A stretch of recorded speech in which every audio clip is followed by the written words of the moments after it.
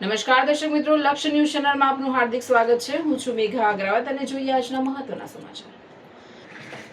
સુરત રક્તદાન કેન્દ્ર and research સેન્ટરના 50 વર્ષ પૂર્ણ થતા તથા વિશ્વ રક્તદાતા દિવસની ઉજવણી અંતર્ગત શતકવીર રક્તદાતાઓને ગીત સંગીતની સુરાવલી સાથે સન્માન્યા.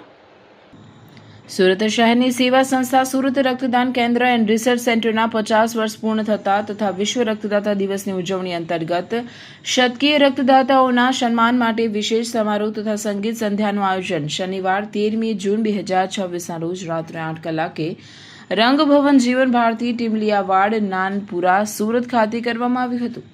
સંસ્થાના ટ્રસ્ટીઓ, હોદ્દેદારો, મેનેજિંગ કમિટીના સભ્યો, શહેરના માનવંતા રક્તદાતાઓ, શિબિર આયોજકો કાર્યક્રમમાં મોટી સંખ્યામાં ઉપસ્થિત રહ્યા હતા. આ કાર્યક્રમમાં નીરજ ચોકસી સમારંભના મુખ્ય મહેમાન તરીકે ખાસ હાજર રહ્યા હતા.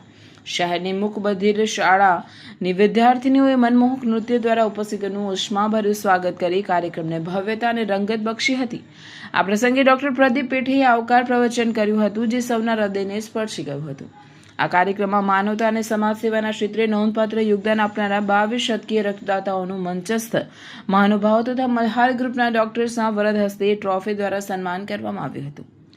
રક્તદાતાઓના સન્માન સમારોહ દરમિયાન મલ્હાર ગ્રુપના પ્રતિભાશાળી તબીબી કલાકારોએ મનમોહક ગીત સંગીત કાર્યક્રમ રજૂ કરીને ઉપસ્થિત મહાનુભાવો અને રક્તદાતાઓનું દિલ જીતી લીધું હતું. સંગીતના સુમધુર સ્વરોએ સમગ્ર વાતાવરણને આનંદમય બનાવી દીધું હતું. એ જ હીરો છે.